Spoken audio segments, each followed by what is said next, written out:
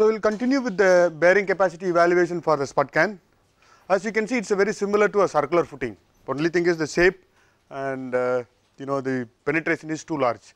Unlike a shallow footing, normally most of the footing foundations are on the ground or maybe 1 or 2 meter below. Whereas in this particular case, we are just going to penetrate deeper into the soil. So, you may get better bearing capacity, but we need to see what type of soil that we can penetrate, because if it is a hard soil, you may not be able to achieve a penetration. So, it is balanced between the large size and a soil which is slightly better than the surface soil and the size. That is why you see that in this picture, if you look at the right side, typical spud cans used in the recent times, is around 15 to 20 meter diameter. 15 to 20 meter diameter, when it is in number, you might look very small, but actually if you look at the physical size, is reasonably large, and the vertical size, or so called the cone size on either bottom and top, you can see around half of it. If you look at a 20 meter diameter scan, you have about 10 meter approximately. So, it is quite large in size, typically made of steel, stiffened plates inside, so that during the process of penetration, it does not bend too much, because you want to have a rigid foundation system. So, you only bother about the soil behavior rather than a complex soil structure behavior. So, that is why we want to make this spud as rigid as possible, so that you are only going to look at the geotechnical aspect rather than a complex behavior there. So, we will assume as a rigid foundation, and that is how you need to make sure that you design the spud as a rigid. That means, you have to stiffen it inside with the plates, and primarily this is made of steel structure. You do not make out of concrete, because handling becomes, because every time you have to lift it off, go from one place to other place. So, you never think of making it out of concrete, always it is made of steel plates and stiffened sufficiently, so that during the process of going down, you get the reverse soil pressure which needs to be designed for. And most of the time we try to do a static loading conditions, because you remember, when the leg is going down, it is a forward process, and at the achievement of a particular penetration, it is going to stay there, and almost you could consider the loading as a static. But during the process of penetration, you could see that the load is slightly changing every time when it goes down, and you do a pre-ballasting. So, at that time, but the time variation is not very fast. So, you could as well consider as a static loading. That is the idea behind. So, you simplify the process of doing analysis, and spud cans are assumed to be rigid. This is what I was trying to do. The reason is, we do not want to create a further complication of flexible foundation and flexible soil. Interaction becomes too difficult to evaluate, and also the behavior needs to be worried about, because if you have such a complexity. So, rigid foundation means sufficiently stiffened enough.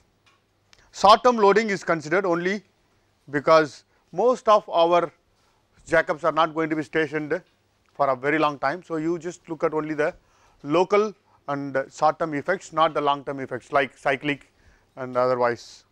Soil above spud can will be assumed to be flowing back when it is going forward and backward. So, you can see here the failure may be due to various reasons, which I was showing here earlier, what type of behavior. So, failure may be due to punch through. This is one of the major problem of so many failures. 90% of the failure of jackups are due to punch through. We will just learn little bit more about what is punch through. Punch through is a phenomena either during installation or during operation. The leg is suddenly experiencing large displacement in vertical direction due to insufficient capacity from the soil, not from structure. For example, you have installed already, it is in operating condition, you have estimated the operating loads, maybe several thousand tons, and also estimated the storm loading could be few times higher than that, and you have come up with the design, foundation is perfectly all right during operation. Suddenly a storm comes, the storm condition slightly exceeding the design condition, then the loads become slightly larger.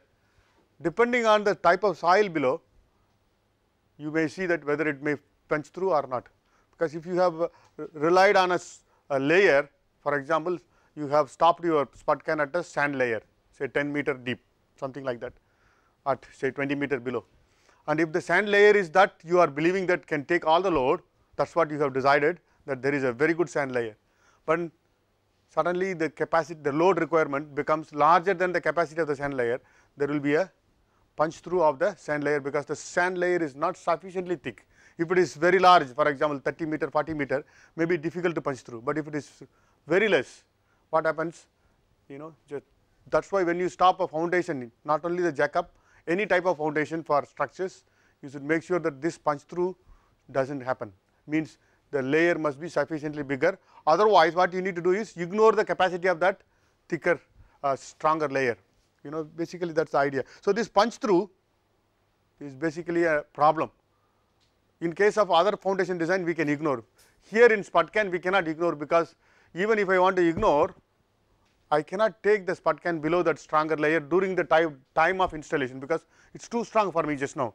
I cannot preload so much, because ballast capacity is not available. So, I forcefully ended up in terminating the Sputcan at the top of the sand layer, and I could not achieve higher capacity at that time of installation, but during the storm condition I am exceeding, because huge storm creates bigger reaction and the leg punch through jack-up failure. So, this is, so basically irrespective of what you can achieve and do, still you are having problem with punch through type of problem. So, we have to just make sure, if it is not suitable, do not bring this jack-up to this particular site, maybe you have to come up with a bigger Sputcan or bigger type of jack-up. So, all those things needs to be. So, this punch through is basically a serious issue. The Department of Energy in UK, they have done a study and found that almost several jack-ups failed only because of punch through, not because of any other design failures. So, you will see that the most of the jack-ups, soil structure interaction is actually the basic study required for any jack-up to be relocated from one location to other location, other than mechanical or naval arc portion, which is slightly less difficult to do, whereas this one is site dependent. Sea floor consists of slightly granular material, also can cause covering. You know very well, when you install a foundation, next semester we will learn more about scouring, estimation of scouring. Scouring is a simple phenomena when you put an obstruction in the flow conditions in the seabed, and if the material is coarse grained granular material started to remove from the location where the structure is installed. You could easily feel when you go to the beach, when you step onto a beach, granular material starts to move away from the obstruction because of the turbulence, and the particles gets lifted off and then moved away due to the current. So, this is exactly the phenomena will happen, because this is a very large size Sputcan and trying to go and settle down, you have got a large size which can make sand particles lifted off. So, due to this you could see that failure could be happening. So, one of this problem is progressive loss, capacity is keep on reducing because scouring material can be. So, typically what we want to understand in this just next few slides, how the behavior can be. So, if you look at the first picture, uniform clay layer, uniform sand layer, most of them will look very similar. Those who have studied soil mechanics can easily see the idea of bearing capacity derived by Terasaki, basically 4 or 5 segments of soil behaving in a slightly different manner. So, if you see this, the first one under the Sputcan, you see a conical portion of a soil becoming part of the foundation itself, which is very similar when you derive a spread footing, you will be using that as a part of the foundation. Similarly, on the sand layer you will see the behavior is almost similar, except whether it is shear or dispersion, depending on type of soil, clay or sand. The shape and the size of this the behavior of the soil will be slightly different depending on the soil type. That is why when we are deriving equations, you will see whether it is a C equal to 0 or phi equal to 0 type of soil, basically sandy material or clayey material, you will find out the equations. Whenever you have a layered soil, then this becomes a slightly complex problem. You see here stronger clay over weaker clay or weaker clay over stronger clay, the behavior could be different. So, if you look at this second one, you could easily understand you have a good material below, but there is a slushy material on the top, is trying to just get dispersed away when you are trying to press or increase the loading because of the spud can. Whereas in the case of stronger clay at the top, but the weaker clay at the bottom is trying to squeeze away and coming on the side to the top, as much as possible, because there is a very good cover layer. So that means this might give you a better bearing capacity than this one, isn't it? Because it is unable to escape, because you got a, that all depends on the how much is the thickness of the layer. If the thickness of the layer is smaller, then the loose clay can come out. So the behavior is going to be slightly complex. Many times we do not use the Terazaghi equation, because that is only applicable for single layer type of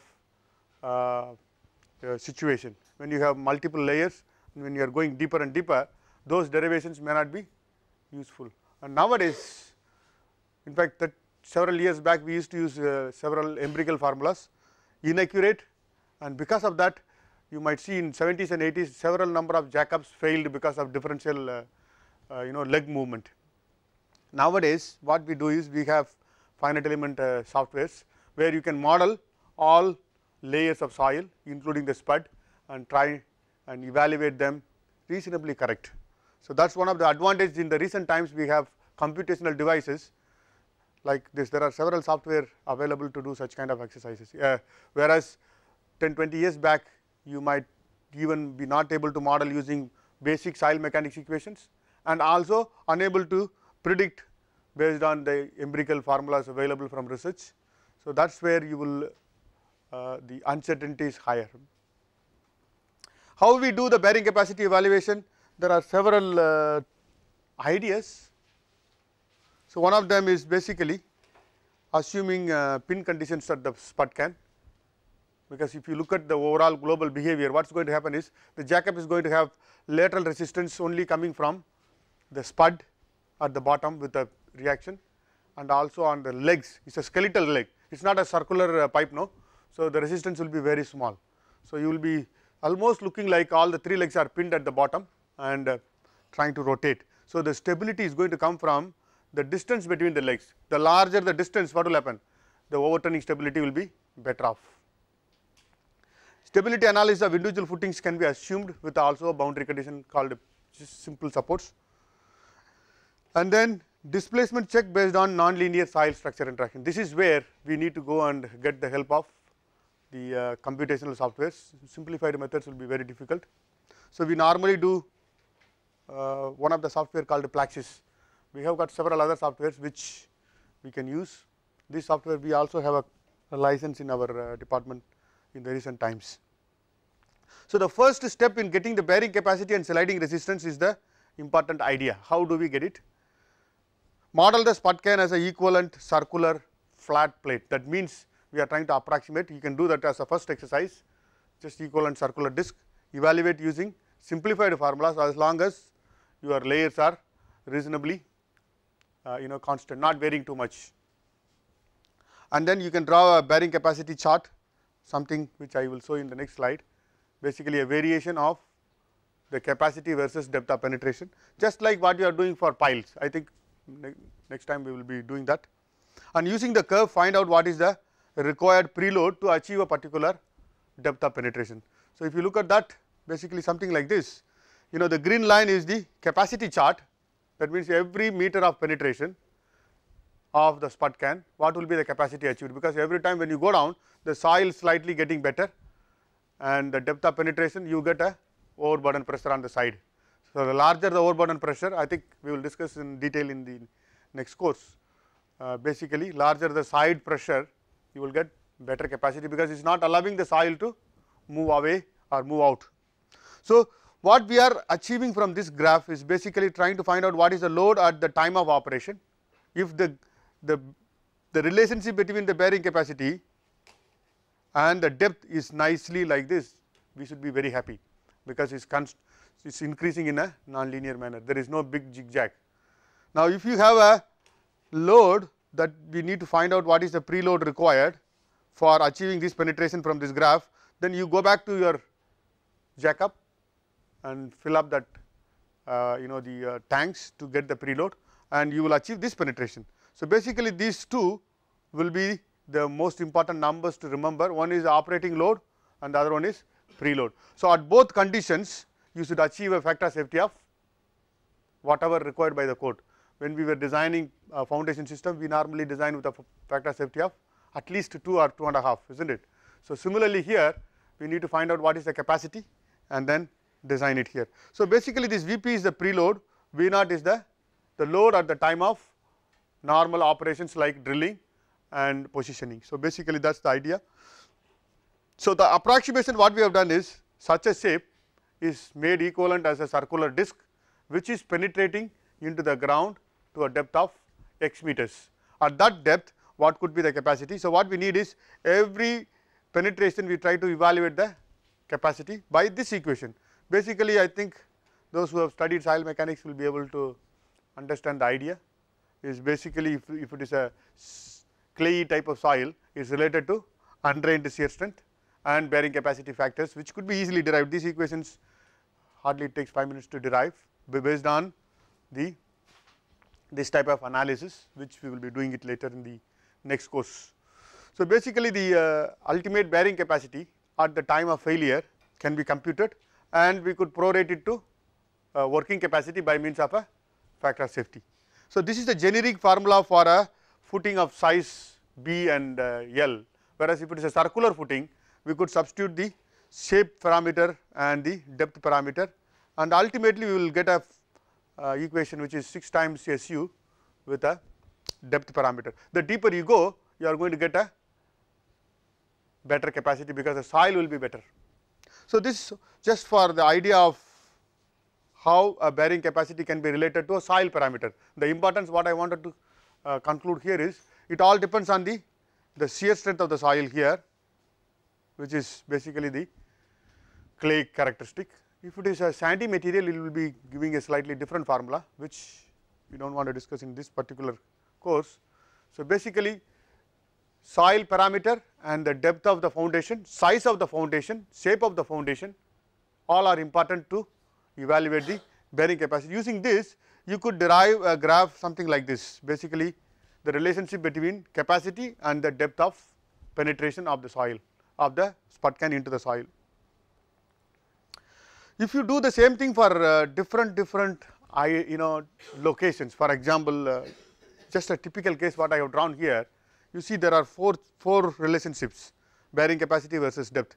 The first one, the red one is good, is basically capacity is increasing reasonably high as you achieve a depth of say several meters, but it is going linear, almost linear, slightly non-linear. Whereas if you look at the blue one, bearing capacity is increasing and then suddenly starts to decrease, because this increase is local because of a strong layer. It could be a sand or it could be a better clay, but then below there you have a soft material.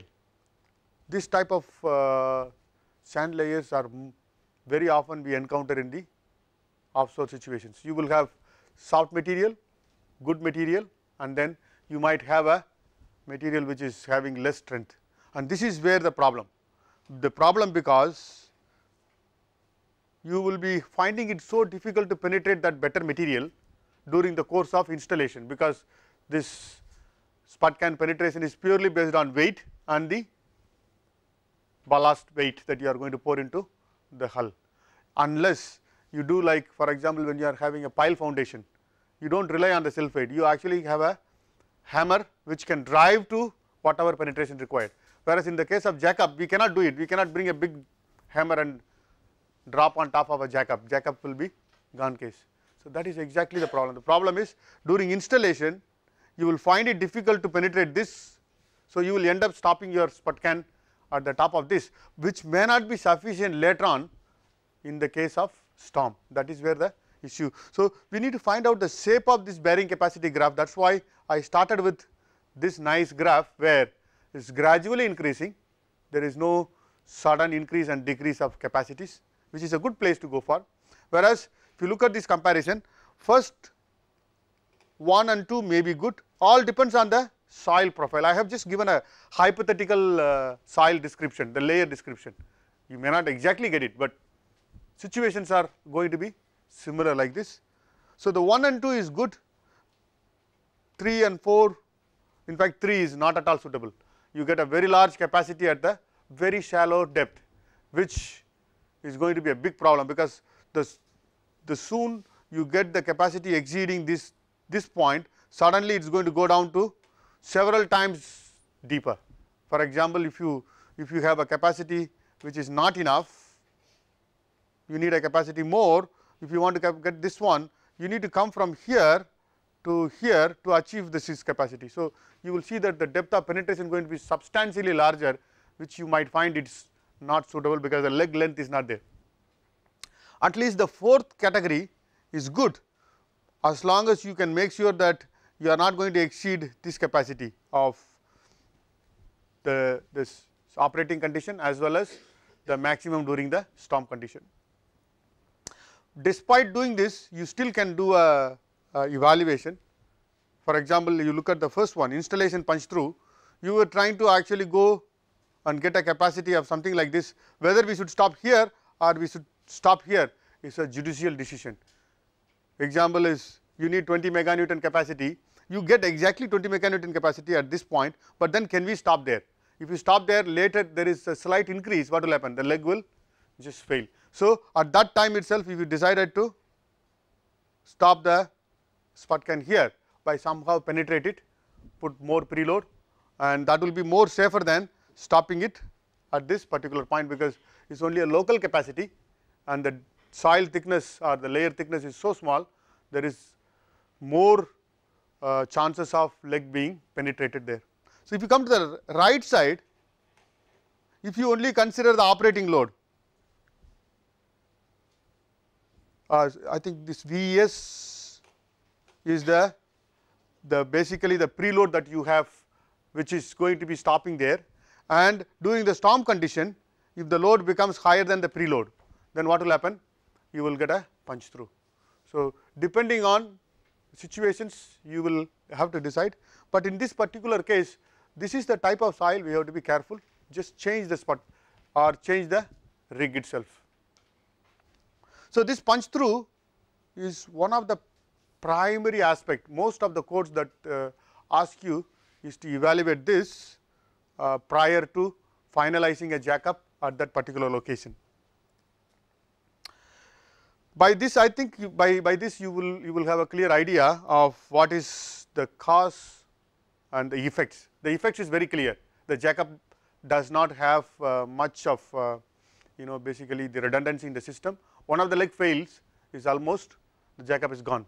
So, the effects is very easy to understand, but the causes are multifold. It could be due to differential settlement, which I think some of the failure mechanisms we saw yesterday also.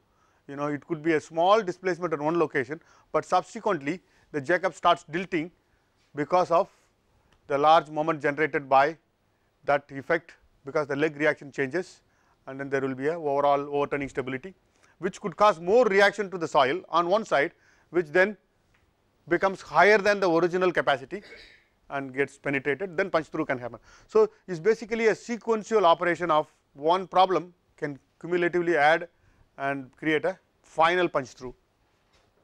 Several reasons which I have mentioned, basically you have seen this one in the picture, hard layer, soft layer, existence of sand over soft clay strata, which is one of the scenario there, firm clay with sand and silt pockets, basically can punch through, very soft clay where the rate of increase of capacity does not correspond to the loading rate, basically along the depth. What the mitigation measures we can do is, basic idea is evaluate during the pre-installation process. If required, the preload water, the legs are reduced while penetrating through the soft layers. Basically, you just make sure that able to control the preloading process, even if it is going to happen during the installation stage. That means, during the process of lowering the legs and penetration, you are able to pump out and pump in water, so that in case of problems you can remove some water from one side, so that you can slow down the process of the punch through. If you are not having control, just you can only see and watch, it is going to just keep on sinking. So, there are several activities that we need to keep in our mind, that we can prevent